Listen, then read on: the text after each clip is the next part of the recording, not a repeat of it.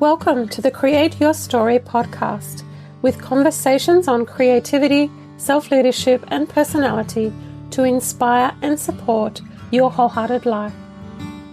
I'm Terry Conlon, author, creative transition coach, teacher and personality type practitioner.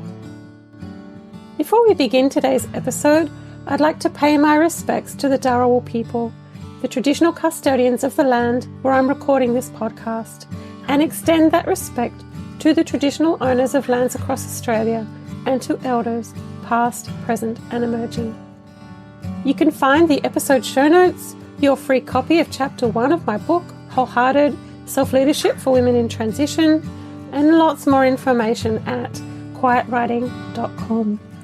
Now settle back and enjoy today's show.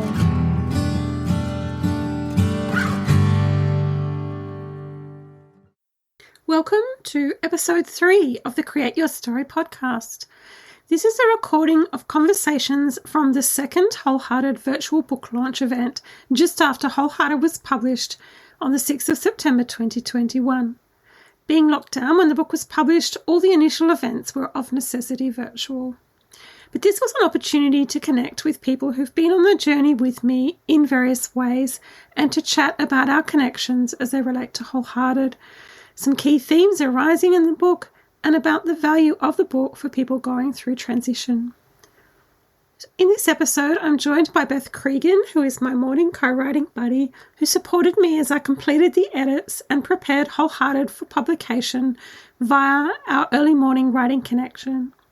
Beth is a writing teacher, storyteller, writer, and founder of Write Away With Me, and has a soon-to-be-published book on teaching writing. I'm also joined by Lynn, Hanford-Day, a visual artist specialising in sacred geometry, Islamic patterns and mandalas at her business, Sacred Intuitive Art. She is also a Wholehearted story author on quiet writing, and we've connected through social media, and our stories have a lot of parallels.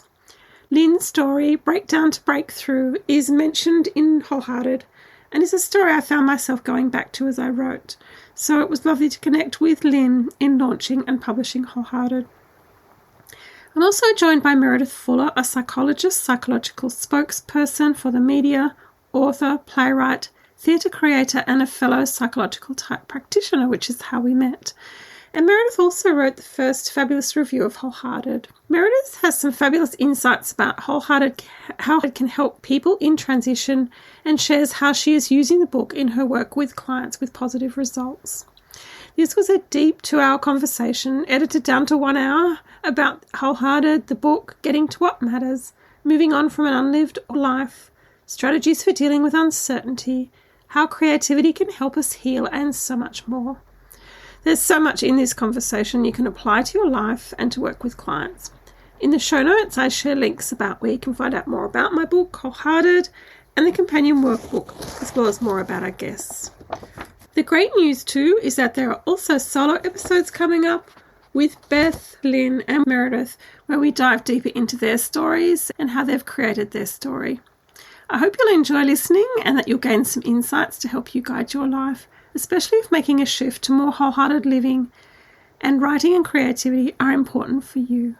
Enjoy listening. Well, people, thank you so much for joining me for the online launch of Wholehearted. It's really important to me to have you all here from different parts of my life, long-term friends, family, colleagues, people who I've met through social media, Wholehearted Stories authors, my psychological type connections, my morning writing buddy, people from so many places. So you're all welcome. It's lovely to have you here. I'm delighted to be joined by 3 special people today who are going to chat with us about writing and about the journey, and I'll talk about the book as well. So firstly, to welcome Beth, my morning co-writing buddy, and we've been both writing books for quite a long time, getting up at 5:30 in the morning and writing together by distance, Beth in Melbourne, me in Sydney, virtually co-writing, which has been fantastic. Beth's a teacher, storyteller, writer, and founder of Write Away With Me, and has a soon-to-be-published book on teaching writing. So welcome to Beth. Great. We also have Lynn, Hanford-Day. So Lynn's a visual artist specialising in sacred geometry, Islamic patterns, mandalas, and yantras at her business, Sacred Intuitive Art. And she's also a Wholehearted Stories author on Quiet Writing, and we've connected through social media, and our stories have lots of parallels. Lynn's mentioned in the book, so I thought it'd be lovely to have Lynn here just to chat today too. So thanks for coming in early from England, Lynn. Yeah, you're welcome. Good to be here. Yeah, it's great to have you. And Meredith Fuller. So Meredith is a psychologist, psychological spokesperson for the media, author, playwright, theatre creator, a fellow psychological type practitioner, which is how we met. And she also wrote the first fabulous review of Wholehearted, for which I'm very grateful. So welcome to Meredith. And friends from all parts of life celebrating Wholehearted with me. It's a great joy to have you here. So what we'll do is I'll just tell a little bit about the book, about writing the book, why I wrote it, and what I think might be in there for people who are looking to engage with the book. Then we'll have a chat first with Beth, and then with Lynn, and then with Meredith, but feel free to ask questions anytime. So first of all, about the book, there is Wholehearted and there's the Wholehearted Companion Workbook. So the two books very much go together. So this is the main book, Wholehearted, Self-Leadership for Women in Transition. And the Wholehearted Companion Workbook sits alongside it. But the two books were born from the same draft. So when I wrote the draft of Wholehearted, it was a 100,000 word draft. And when I sent it to Penelope Love, who was my editor for the book, she said to me, I think you've got two books here, which was actually lovely to hear because I knew I had to cut it back, but I didn't quite know where to start. So we went through the big draft and color-coded which parts went in the main book, which parts went in the workbook, and which parts maybe went somewhere else to be repurposed. But most of that draft was used in some way, shape, or form.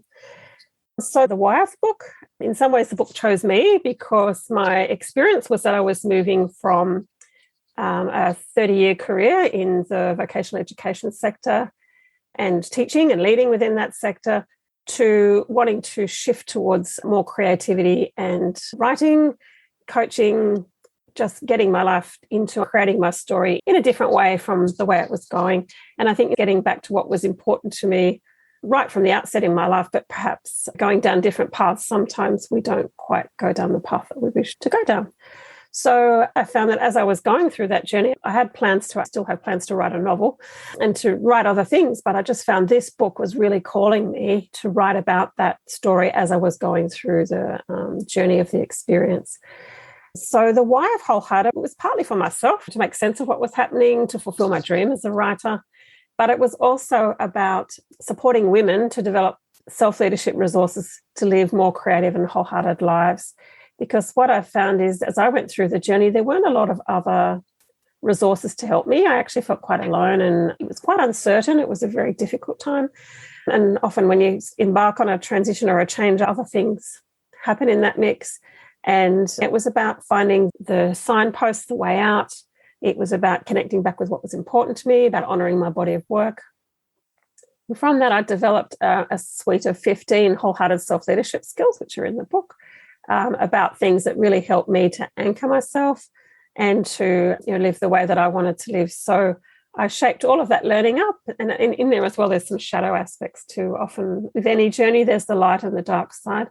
And some of the shadow aspects were things like having a shadow career, which is a concept of Stephen Pressfield. For me, it was about being a writing teacher when I probably wanted to be a writer. He uses the example of someone who's a roadie for a band when they really want to be the musician. So it's interesting just to look at what might be lying alongside or beneath the shadow careers that we're pursuing as well. Things like grief, comparisonitis, envy are all sort of things that I explore in the book as well. Meredith had a lovely line in her review. She says, as an introverted, intuitive, thinking, judging female INTJ, which I am, her work is well structured while enabling the reader to meander. And that was definitely how I felt when I was writing. I knew where I was going. I actually had the structure pretty much sorted. That's a mind map there from February 2017, which pretty much captures what the book's about. It says the structure could be personal narrative and application and exercise, and that's exactly what it ended up being. So a mix of memoir, personal narrative, people engaging with it themselves and then working through it as well. So, yeah, so there's definitely structure there, and certainly as an INTJ, I like structure. The cover of the book with the Nautilus shell the symbol for my business is very much that idea of spiraling, going over our learning, and often the same lessons will come to us or the same experiences, and we'll keep spiraling up through. So that's, I guess, that meandering structure. And often in the book, I'm revisiting things from a different perspective because I think that's how we learn. So the why that kept me going was that very much about completing the book to support other women. Part of it was about my journey and capturing that, and the desire to complete a book and publish a book too is also very strong. But it was very much about that why, about supporting women to lead more wholehearted lives through having the self-leadership resources and the skills and the strategies and a bit of a roadmap and a compass or a toolkit to know how to do that. Beth and myself and another writer were having a chat, and the word tenacity came up, and we were saying that it's a psychological journey of, here's the ideas and you go through the drafting. And for me, it was a 4.5-year journey to get from that mind map to where we are today. And it does require tenacity, and it requires a real commitment to the outcome, but also to the process. I think it's helped me to understand the process. There's a lovely book which Beth recommended to me called The Writer's Process. And she compares it to like bread making, where you get the ingredients and you mix it up and then you let it sit and you let it rise. You move through that stage. And I think for me, that long journey was very much like that whole experience of letting things rest, letting them grow. But there definitely were times when I felt like it was all too hard because, one, it takes an extraordinary amount of time. And 2, it's complex. And 3, it's just a slog. Beth, do you want to comment? Because we were chatting about that. You had some lovely insights too, because Beth's just finishing her draft to head into her publisher. So she's very much in the slog phase, aren't you, Beth? I feel like I've just finished the worst of the slog phase, but apart from the dynamics that you've already mentioned, I think for me, part of what was really tough about staying with it was that I feel like I've had not so much a crash course because it's been going for a while, but a course in learning how to fail and learning how to put yourself up each day and not get it right. Learning that you can write and get notes back to say this argument doesn't hang together. And I'm not someone who grew up in a family where failing was okay, really. We had plan A, plan B and plan C, and you learned how to plan not to fail. Yes. So for me, turning up each day and not getting it right, which is part of writing. So I feel like, in a way, it doesn't matter what happens with the book. I think for me, part of the journey was learning how to not get things right and be okay with it. I think that's part of writing, don't you think, Terry, too? Yeah, I do. And I think for me particularly, I've been surprised at the endurance that it does take, like a marathon versus sprint mindset. You start with the plans, you do the draft, and you don't know where you're going. And I had a bit in the middle where I had that first draft finished, 100,000 words, and I sat it aside and I would tinker with it. I'd fix up the grammar and I'd maybe move a few paragraphs or sentences around, but I didn't know what to do with it too. So a lot of it's about the level of skill you have. And what I learned on that journey was to reach out to other people. And I'm a person who's, very independent and, will try and work things out myself. But it was really important to reach out to Penelope, who is a publisher and an editor of 25 years experience, and worked through with me on that 100,000 word draft, working out which was which book, and then chapter by chapter, back and forward. One thing I learned is that it takes as long as it takes. Sometimes you can't rush things. You just have to sit with it. And I found the sitting was sometimes about that incubating and also about letting other experiences come in as well. So I could write what I needed to write. So it's almost like the wisdom had to catch up with the draft. But the hardest part for me was the editing. I had no idea how hard editing a book is. There's the developmental editing when you get the structure right. And then we went through chapter by chapter. And then after that time, we probably went back through both books another 6 or 7 times. So you're just reading, but each time it's a different read. Sometimes it's just, fine tuning, but it's still reading. Other times it's looking at the structure as a whole. So it's interesting because by background, I'm a teacher of reading and writing, and knowing all those things about narrative and structure and writing, and then taking my skills to another level, which has been a really exciting journey, and one I can help others with too, and also do some more writing, which is great. Beth and I are going to do a podcast chat soon about all the lessons we've learned through that journey. So, okay, well, I might just ask Beth a few more questions now, seeing as we've started chatting. We write in the morning, so we hop on usually about 6 now and set our time. I write for 25 minutes, chat for 5 minutes about writing and about mindset, which is fantastic. And then we do another 25 minutes, and you do 2 or 3 rounds. We try for 5 mornings a week, and that's a great way to start the day. So Beth and I formed a really lovely connection through that. So we thought it would be nice to talk about the role of co-writing and support in the writing process. So Beth, how has that helped you, that whole co-writing, writing together as we've written our books? Oh, I would say it's instrumental. I was thinking, because you'd sent through the questions, I've been thinking about it in the last couple of days, and I was really lost. So I had written a book or a manuscript, and it had been accepted, and then the publisher had changed hands. So they'd been overtaken by another company, and they said, this manuscript, we're not going to go with it as it stands now. We want it to fit into a different structure. So I had something that I envisaged was ready to go, and it suddenly wasn't. And at the same time that happened, lockdown started. So that was March last year. So I was basically without my job, which is writing workshops in schools, which I love. So I'd lost my work. I was in a house with my 2 daughters who were both working from home, and my husband, who's super loud, working from home, like on the phone a lot. And I really felt alone. And I wasn't sure that I'd be able to keep doing it. I just got this idea that I was going to see who would join me to write at dawn. And at that time, it was 5:30 in the morning. So we used to wake at 5 and be ready to go at 5:30. So Terry wasn't part of that first crew, and the other 2 came and sort of left. And by the time they were ready to go, Terry and I had connected. So it's really been the 2 of us that have been doing it all that time. But I actually don't think I would be here without that. So it was foundational to get up and to start my day in community with somebody who was a little bit further ahead of the journey than me in terms, I think you were editing. When you started, you were doing what I've just finished. So you were probably a year really ahead of the game, or a process ahead of me anyway. And without that, I don't think I would have kept going. So it gave me a structure. It got me out of bed, but it also gave me courage. It was hard. It was a hard job for me to do, to take something that was organised in one way and throw it all up in the air and put it back together.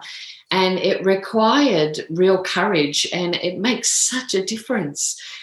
You're not writing together, you're on screen, but you feel the energy, you feel the support, and it does give you tremendous courage to do the work that you need to do.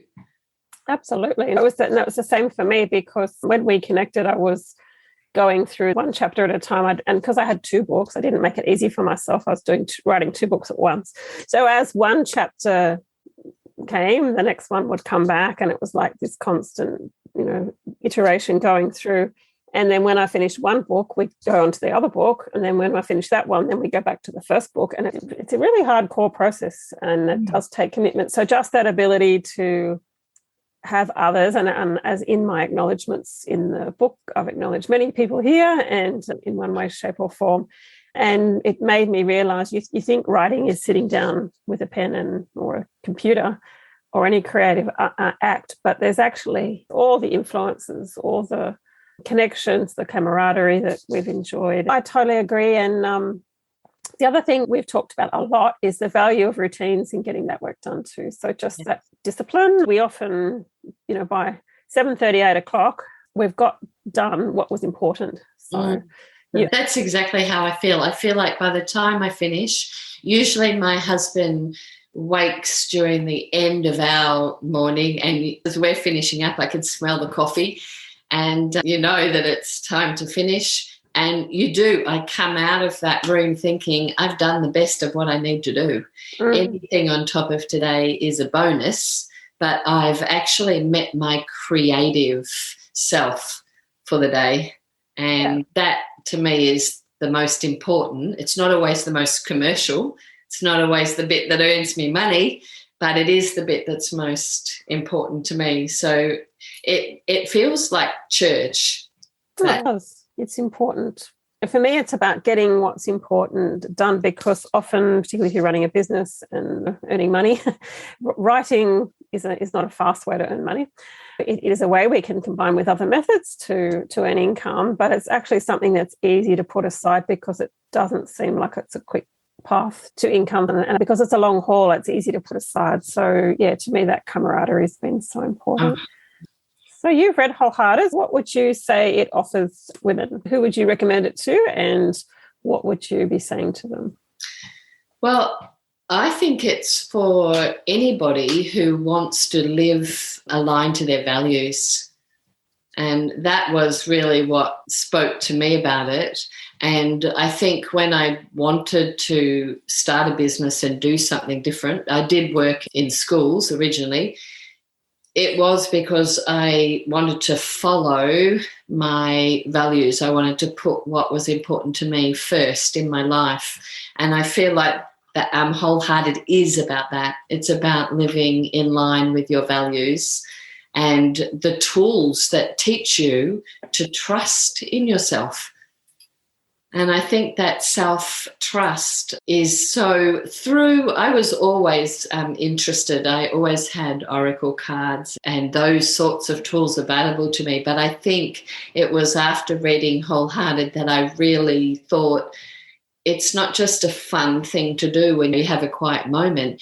It's a way of training your intuition. It's a way of trusting yourself. So I feel like that to me really stood out. This is a way to learn to trust your gut and your instinct and align with your values. Thank you for those insights. I love that idea of self-trust, because we talk about, like, self-leadership to me means lots of things, being self-directed, fulfilling ourselves. But that idea of self-trust, I think, is a lovely dimension. So, yeah, thank you. Terry and I have never met each other face to face, and yet we wake up together every single morning. Yeah, it's funny. The first person we see. It's a very way to form community without that face-to-face contact. I wouldn't have thought it was as possible as it is online. Yeah, exactly. It's been really powerful. And I think for anybody who's writing or thinking of writing or working on creativity, because I'm an introvert, Beth's an introvert. One thing I've really learned on my journey is I would walk to the beach on my own. I'd write on my own. I now write with other people. I walk with other people. I've actually found that I don't know if it's because of midlife and seeking the opposite, but it's actually helping me to have that community to get things done. It's probably lockdown as well. It's doing things in different ways. Susan's asked, what role do the oracle cards play and what benefit do they bring to you? So thank you for that question. So tarot and oracle are in my book. I use them quite a lot. And Beth was just mentioning how she's picked up on that practice too from reading the book and putting it into place. So when I started my transition journey, I had 3 goals. So one was to become a coach, apart from writing, which was the reason for it, to become a coach, to become a psychological type practitioner, and to learn about the intuitive art of tarot. So I didn't know why tarot was important, but I knew it was something I wanted to do. And as I've explored in the book, what I found over time, that it was actually a personality where my extroverted thinking side had been dominant in the workplace. And what I found was I had to get more in touch with my intuition. So what I do in the morning, I do morning pages just to write about how I'm feeling, what's happening. And then I do the tarot work. And I find that it's very much about tapping into the wisdom that's beneath the surface of what's happening. It's a structured way to listen to my intuition. So do you want to make a comment, Beth? I know you're exploring it at the minute. Yeah, I used to use oracle cards just to ask questions and perhaps look for answers. I don't think I ever looked that much at the symbols. I would pull out a card and then quickly go to the guidebook and find the answer. So I sort of expected that someone else had the answer and I was going to access it through the oracle cards. And I think through tarot, I've started to just pick one or two cards, look at the symbols, see if any of the symbols actually speak to me. So maybe use one of those symbols to think about, to anchor that week. So last week it was a pomegranate. That was one of the symbols that came out. So every day I would check in and think, how does that symbol speak to me today? Is it the fruit? Is it about feeling juicy, which is a Ayurvedic term for sort of having something to give? I listened to a podcast where the woman suggested that you draw your cards and then you write yourself a spell. And that is a little rhyming spell. It's This Jungian Life is the podcast, and it was an episode about tarot.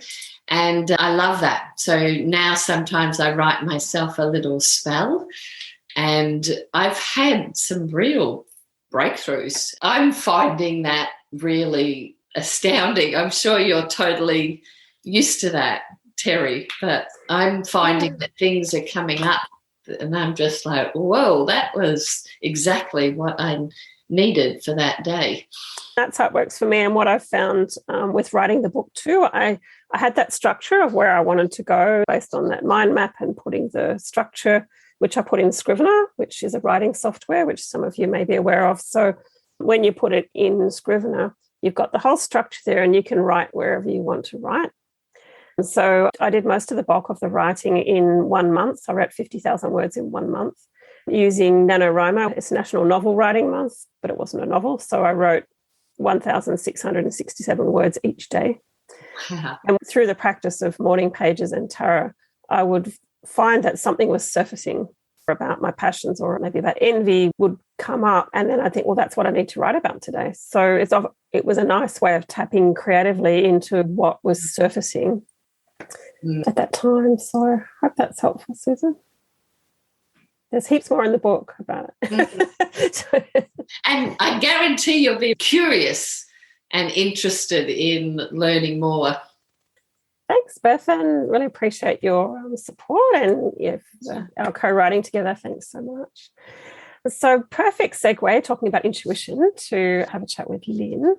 So Lynn Hanford-Day is a visual artist, particularly sacred geometry, and her website and her work is around sacred intuitive art.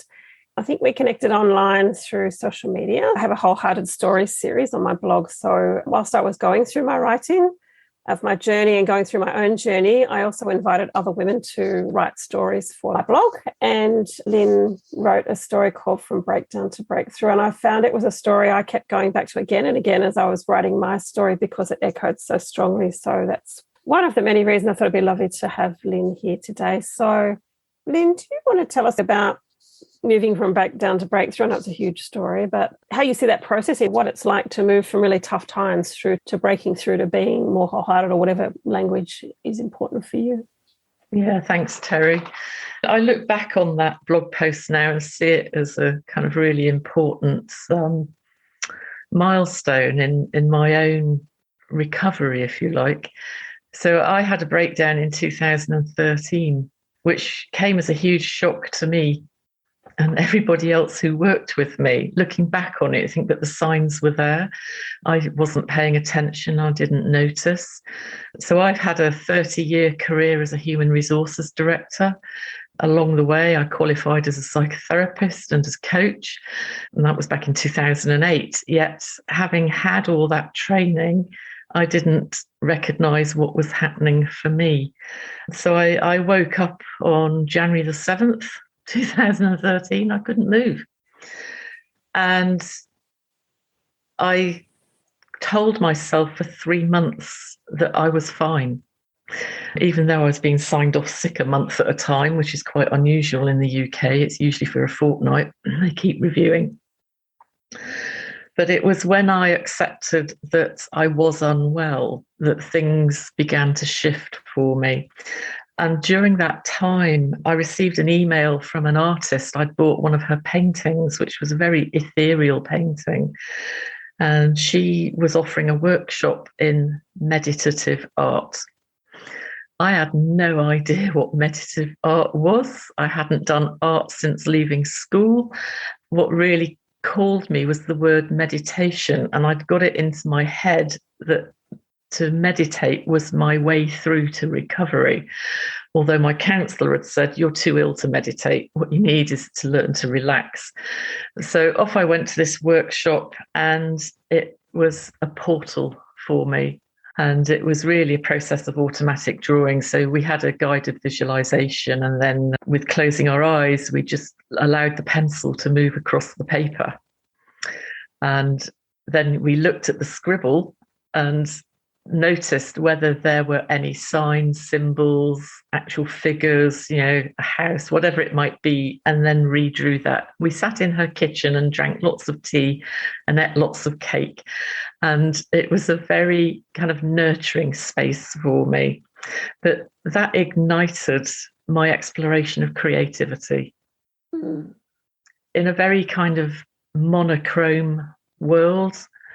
I was fascinated with colour. And it was through those workshops I was able to play. And I think I hadn't had a lot of play in my life. I was very much my job. I was very much the career woman. I was a single parent. I'd got divorced in 1999. I'd got a son who at that time was at university. I was going through the empty nest kind of feeling very lost, and I was living for my job. And I also had a lot of unresolved grief. You mentioned grief earlier.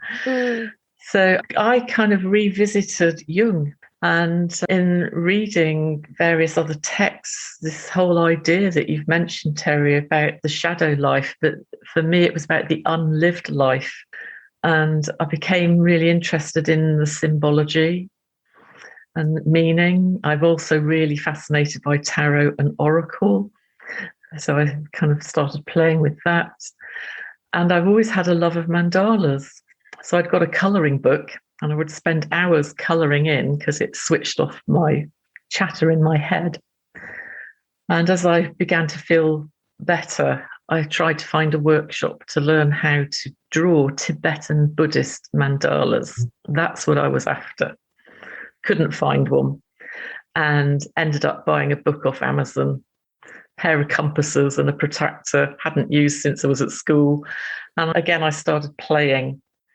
And I also discovered something called intuitive art.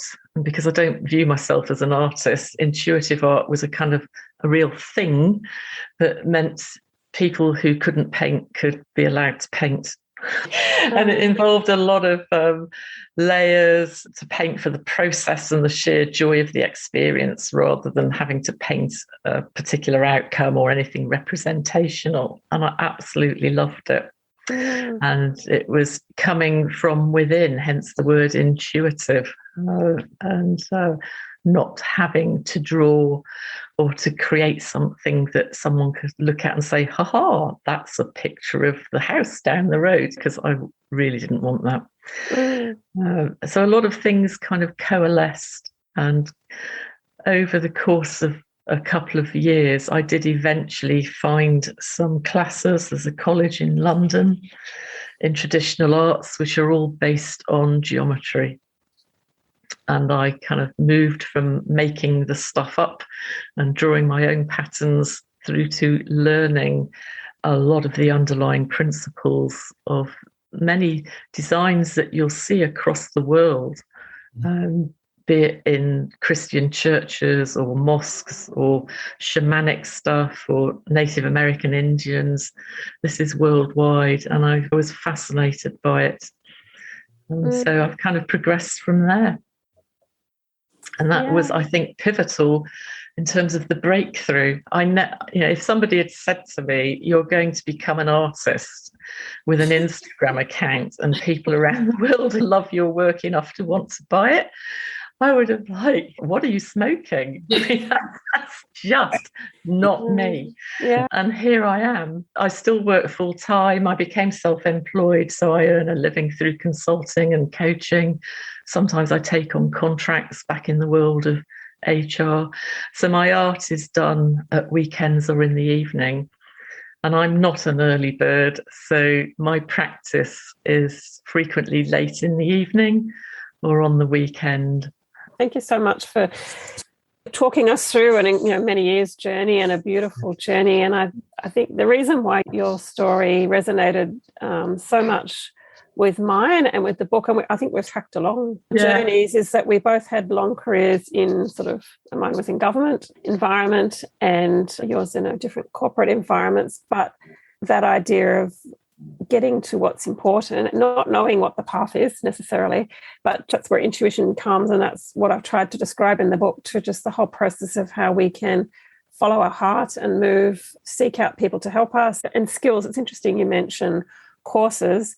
For me, skills was the framework. And I don't know if that's because I come from a background in skills training, but it was like, and I hear it in your story too, I want to learn this skill. I want to learn this skill. And it's like a sort of stepping stone that we go through to get back to what's important, or to get to what we perhaps should have been doing all the time, even though we didn't know what it was.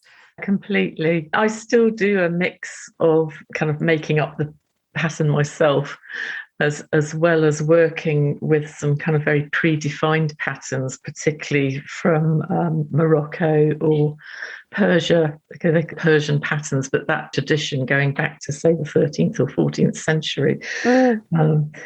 But for me, it's so much more than the pattern, because the underlying meaning and symbology of those shapes is really quite profound, as is the geometry. So I've had an incredible learning experience, which again I wasn't expecting, because a lot of that underlying meaning takes us back to people like Jung. There's a psychology, there's a lot of numerology that sits within it. There's a lot of connection to the cosmos. So I absolutely love patterns that reflect the cycle of the moon or Venus. And each of those planets create their own orbital patterns, which are truly beautiful and timeless. I often set the pattern on layers of colour, which is the kind of going back to that original inspiration about intuitive painting. So as a creative process, it's given me the space in my life and within me to do something completely different to the corporate world. And I think that's why it's become such a important practice for me. Yeah, and I think that whole journey you describe in your Wholehearted story, and in what you're describing and what I talk about in the book, is that all the discussions we'll have today, we're all interested in Jung. We're all interested in intuition. We're all creatives. So it makes you see why we've connected. It's about that journey of wholeness often has those elements. And we see it time and time again of how creativity saves us, doesn't it? Art or writing. Yeah, I think particularly with drawing of any type, it takes us to the right brain. And I've lived in a very left brain world, and emphasis on the rational and the logical. What I've also encountered through working with art is how it brings up the inner critic. If you want to encounter your inner critic, ask somebody to go and paint a picture, because it's right there immediately. And I think whatever your creative passion is, then the inner critic is very much alive and well. So I expect you encountered that through your process as well, Terry. But, learning to kind of accommodate that voice and learning how to quieten that voice. And as you've mentioned as well, learning patience and the art of slow. Because for me, the voice of the heart is often a whisper, and we have to be quiet to hear that and to really pay attention. Absolutely. Thank you for those beautiful words. And again, that's in my journey and also in all the wholehearted stories that different women have written. You hear again and again that hearing a voice, sometimes it's an actual voice, sometimes it's just learning to listen to that intuitive pull towards some sort of work or creativity. But there's continuing themes about that importance of listening to our intuition. I sort of saw it in terms of my personality structure, just as our world is extroverted more than introverted, it's sensing more than intuitive. One, because you can't see it. It's not a logical thing. It's not easily seen. A lot of what we're seeing is that ability to reflect. And Lynn has made a comment, this pandemic will have triggered significant reflection on the way we have worked and lived our lives. Wholehearted seems therefore very timely, I think. And that's exactly what it's about too, that journey from being very focused. And often it's about money, isn't it? It's about income. It's about identity. I found a lot of my transition shift was about identity. I don't know if that resonates with you, Lynn. It's completely. I realised that I was my job, and my identity was very tied up with that. So I also knew I needed to change the way I lived my life. Otherwise, I was in danger of repeating the experience. Relapse into depression is actually quite high, and I was terrified of that happening. I think it's the most frightening experience I've had. I had ovarian cancer in 2004, but you were either terminal or not. But with a breakdown, like, how long is this going to last? Am I losing my mind? All of those things were very present for me. And to trust that I was going in a descent that was an important message for me. So to come out the other side of that, living life differently and making considered choices. I think the word is discernment, which is often something a bit tricky to define, and tune into what gives me joy. And I think, the pandemic has perhaps brought this into a place of clarity for many people, that what really matters to us are not necessarily material things. And what matters to me is actually having the time and the space to paint, cope with most things if I give myself that space. I've been touched by, there's something that permeates the three stories from Lynn and Beth and yourself about the capacity that you've demonstrated to be able to go to that place of not knowing and to believe it and to live it, despite all the difficulties, and then to break through and deliver something. I think that's incredibly inspirational, and I congratulate you all for doing that. Thank you. Yeah. Beautifully said. I remember at the time those opening verses to Dante's Inferno about being lost in a dark wood. Yes. And I was really aware of that, and memories of myths like Anna's descent and so on. I was so conscious that that's the place I was in, and maybe it was intuitive, but it was like, I'm here. Yes. And although I'm trying to resist it and keep telling myself I've got the budget to do at work, and it's just like, I'm in this place. And like I said, it took me 3 months to kind of surrender into it, but that was the moment when healing began. And for me, it was choosing to walk away from a job where I felt or I was quite successful, where I got value from it, where I was getting money from it. Part of it stepping away from the certainty of things. Yes. But not feeling in alignment, not feeling valued, not feeling it was where my creativity would flourish. And that idea of feeling half-hearted rather than wholehearted is something I talk about in the book. Lynn uses the phrase lived life.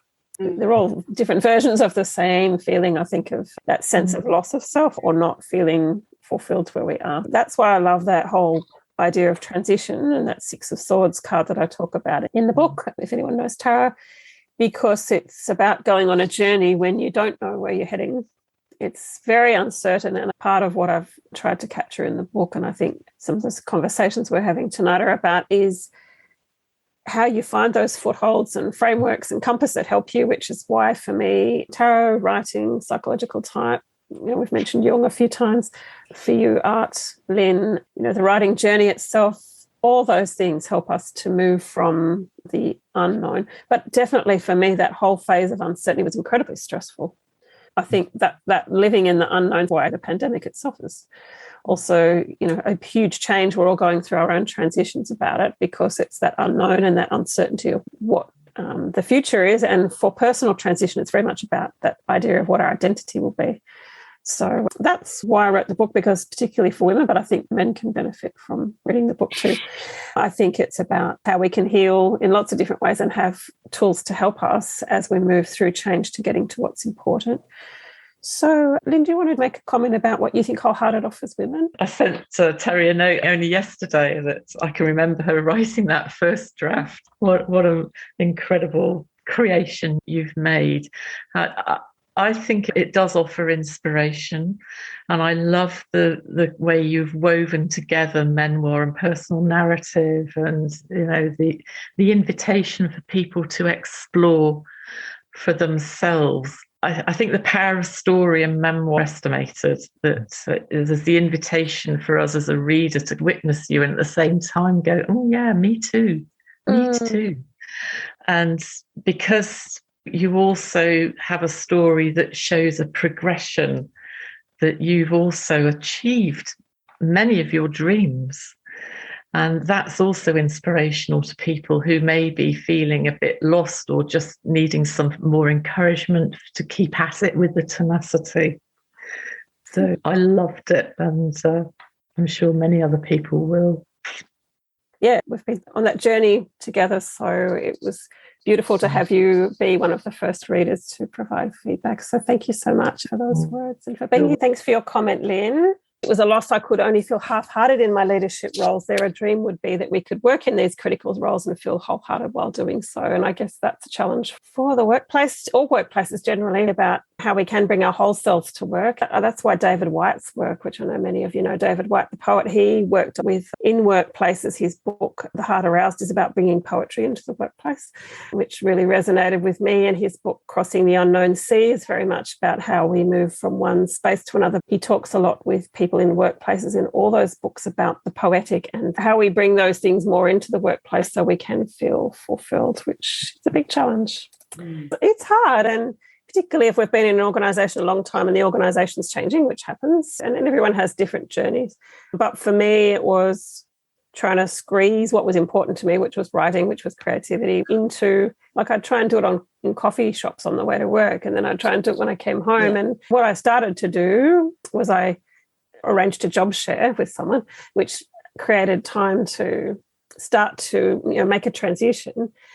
And then my mother became ill and I never went back to work, which is what I describe in the book. It was a really difficult time. But if we can't find ways to feel whole in the work that we're doing, then I think to honour it to ourselves to find a way to do that, whether it's part-time, making a transition. It could be a sideways move within the organisation. I'm not advocating people need to leave. It's about trying to find places or work differently so that we can all get to where we want to be. So, and I think we have so many more options now than perhaps we had 10 or 20 years ago, because it is working for yourself. I always tell a story to the kids that I work with that when I was about 8 or 9, my dad, who was a fabulous storyteller, said the question everyone asks, which is what you want to be when you grow up. And I said that I wanted to be a storyteller. And I think I probably said that because he told fabulous stories and I wanted to be like him. But I remember him saying, well, you can't really, being a storyteller is not a job. So you'd be able to tell your stories at night. And it really stayed with me that there were set ways to fulfill your dreams. But now you really can be a storyteller. Mm. A lot of the boundaries have broken down now. And you would think that would make it much easier, but I wonder sometimes if it makes it harder. Mm. Because there are a lot of options. If you don't like what you're doing, you can see all these people making decisions outside that organisation. Yeah, there's lots of different paths. But I think what I've tried to do with Wholehearted is provide that storytelling you mentioned, that memoir that gives people some hope and some footholds. I haven't talked about money. No. And obviously that's part of how we make these shifts. But I was more interested in the inner journey and the hard inner work of making those shifts, because I think whatever the transition is, whatever the change is, that's how we can negotiate how the money making happens and how we make those shifts. Moving towards what matters and to feeling more whole, to feeling more integrated. And certainly the challenges that I went through with family and with, lots of different challenges where you do hit rock bottom in different ways and you feel really tested. I think it's that shadow side too, where you go into the really difficult emotions and the hard spaces of grief, of rejection and of disappointment, and then you work out what next. And I think it's moving through that gives you the emotional skill set and the tools to be able to move through. And I think they also teach you what does matter. Thanks so much, Lynn. Really appreciate your beautiful sharing of your story, and thank you for your support on the journey and for being here tonight. Yes, I wanted to introduce Meredith and just have a chat with Meredith. So we connected via Psychological Type. We're both members of the Australian Association of Psychological Type, and both of us value the role of using, Jungian concepts. Psychological Type, for me, it was one of my 3 pillars of change was learning Psychological Type, because it made such a huge difference for me. And I know it's something you use in your work as a psychologist. You're a fellow tarot lover, and you also wrote the first review of Wholehearted, which I'm very grateful for, and a very generous review. Thank you so much for that. So Meredith, you wanted to share about what you see in the book and in your own life about the value of Psychological Type and personal insights in making change. One of the things that I was struck by in the book is so many of us are in that liminal state because we don't know what's to come. And it is definitely the process of vocation is confusing now for people who are looking at their third part of their life in their 40s, 50s, 60s, even 70s. What next? And there's no safety, there's no security, there's no structure. And given the comment we made earlier about so many people in our society are not like us, and they are really struggling with the concept of not knowing, with the concept of moving towards something that has no guarantee, that makes no sense, that is so vague and amorphous. And so what struck me about your book for many people is that we're trying to help other people who get the call, and the call can be illness. Our bodies speak to us, they won't get up and get us out of bed, or there's some sort of crisis, whether it's a retrenchment or COVID generally or whatever. And often that dispirited thing that we're upset, we're sad, we're angry, we're grief-stricken, we're lost, we're desiccated. What's happened that we can't continue? And in that liminal space that is taking quite a period of time, there isn't much that is around to help the vast majority of people who can't trust that inner voice. And they might want to go to see a careers counsellor or a coach or a psychologist or whatever. And what's happened is that there's not enough of us. We can't service the needs adequately. People having to wait inordinate amount of times to see people. And also for a lot of us, working on the Zoom or the technology is not necessarily the best way when you're doing psychotherapeutic work. So it's very frustrating. What struck me about your book, and I agree, it's good for men and women, and I'll tell you a story about a man shortly because it's very pertinent. This is something that I've actually started to recommend a number of our clients purchase as of now, and I've explained why and how, and we can give them homework and they can be actively engaged in sitting with that not knowing, sitting with the lack of guarantee, sitting with a frightening process, but being held and doing some active work so that when we can hook in and connect with them, given whatever happens with lockdowns and whatever, there's been a sense that they've been accompanied as they're going along this journey rather than feeling that staccato, stop-start experience, holding their breath, which is what's going on for a lot of people who aren't getting that help.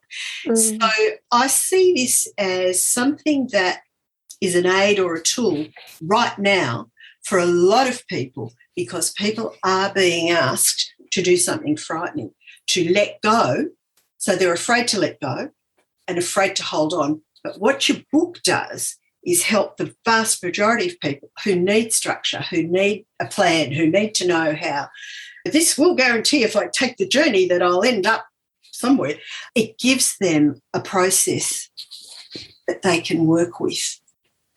And that's why I think it's really helpful. I've got 2 clients at the moment. One of the clients is a female who's about 57 going through tremendous grief and loss of self. And the difficulty was we just couldn't see each other very much because of the pandemic. So I actually got her to go through the workbook and then we'll check in. And I found that very helpful for her because she was being held. So that was important. The other thing is I have another client, and this is very interesting. He's a man who was in the army. He worked in about 20 or 30 different countries, so he's always been moved around school-wise, home-wise, lifestyle-wise. Became very involved in physical fitness and health. During COVID, his business disappeared because he can't see people to help them. And he had a massive break where he absolutely lost it. And he was trying to get some work in a corporation. And, of course, he's a feeling male, which we know is about 25% of the general male population, and a very difficult experience. But he's also a sensing, so he's a sensing feeling man, which makes it very complicated for him. And he's a J, a very organised man, so very lost. But what happened was, as he was negotiating with the corporations, he was stuck with how political they were, how much they lied, how much he went away thinking, I've got the job, they said they loved what I did, it's all happening and nothing happened. And he felt so betrayed and he was really not coping. And the idea of trying to go on a journey where there's no guarantee, no, you can't just go and train at something else and that'll earn you money and that'll work, was absolutely terrifying for him. So I've actually been getting him to go through the book because questions are very relevant for a feeling tone male who's absolutely lost. Okay, but this is the comment I made about why I like how you've done your book.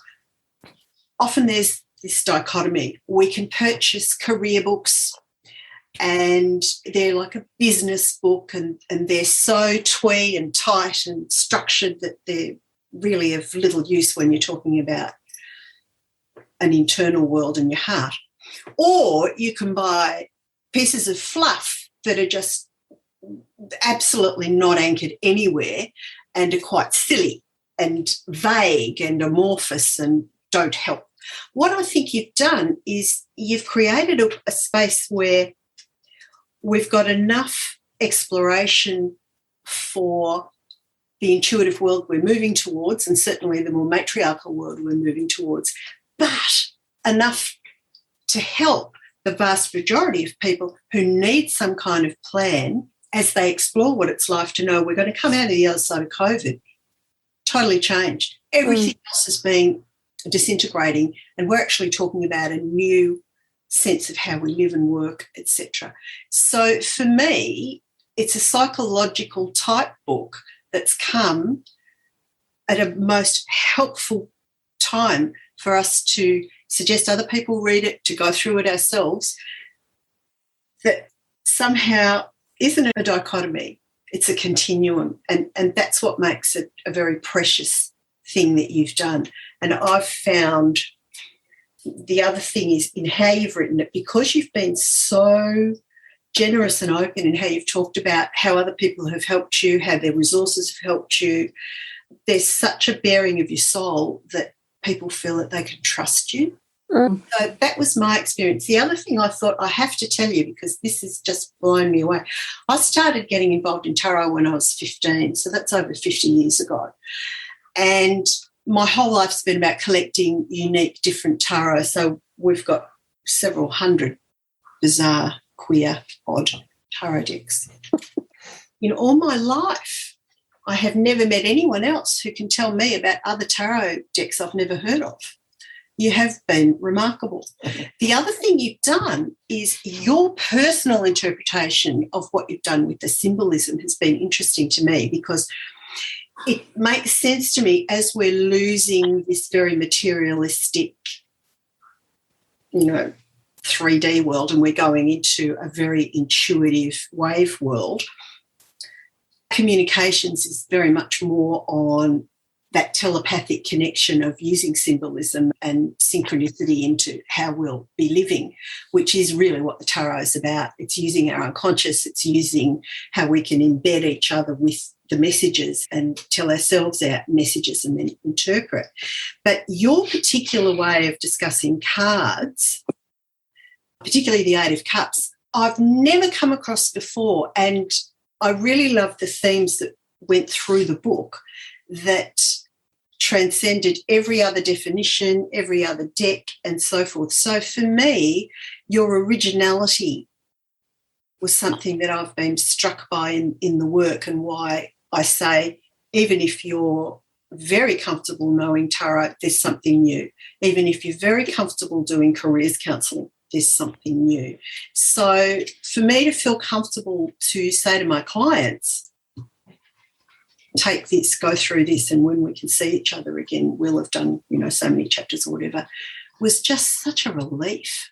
Thank you so much for those beautiful comments. And it's after 4.5 years of writing, it's so amazing to have readers and looking forward, to hearing more feedback as we go forward. I really appreciated that the book can be used by individuals in a psychological coaching, counselling context. It's designed as a self-help process, but I wanted it to be whole, reflecting what the book's about. It's got my journey, it's got the tools, and then it's got the support that takes people through. So that's great to hear that for those people who are, quite isolated at the moment with the impact of COVID, and also your insights on tarot, because I know you're a great devotee.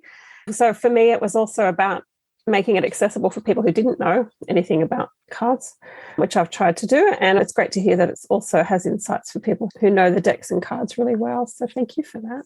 So you do think Wholehearted offers something for women and people of all genders? Because I denied about whether to make it a broader title, but I did feel I was particularly talking about the experiences of women, but it doesn't stop it being read more widely, does it? No, and I think that's why it's helpful for practitioners, because the practitioner can say to a client who may be male or may be gender fluid or whatever, take this and do this with it, and they can guide a person through that.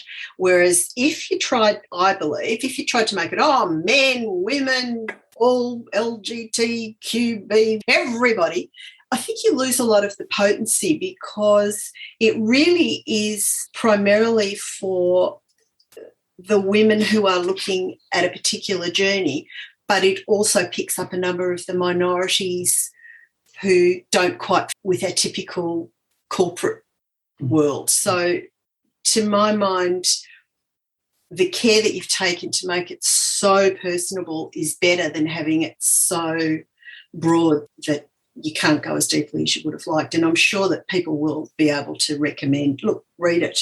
It's enough for people to say, hey, this is helpful, read it. Yeah, I know a few people bought gifts for others. I think that ability to gift it to someone as an experience and a journey, quite a few of my friends have said, I know someone who that will be really invaluable for. So thank you for your comments, that idea that it can be an experience and a journey to help people who really need it, and that it does come from the heart, because that was a question that popped up yesterday about moving into intuitive leadership and from a more rationally oriented, extroverted sensing world into that So I was tapping into my strengths in writing the story, and I was conscious it was a very introverted, intuitive book, but I thought I've got to write what I've got to write. So thanks so much for those comments, Meredith, and for your support, and particularly the review. So there'll be more conversations about wholehearted self-leadership, writing, creativity, some of the great things we've talked about tonight. So thanks for joining, and thanks for your support.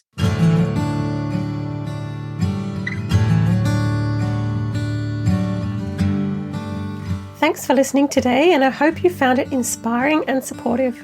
You can find the episode show notes, get your free copy of Chapter 1 of Wholehearted, and find out more about my books, coaching, and other offerings at quietwriting.com. Connect with me on social media, Instagram, Facebook, and Twitter, where I am at Writing Quietly. Please leave a review on your favourite podcast app too to help others find the show and create their story. And warmest wishes for you as you create your story in the world.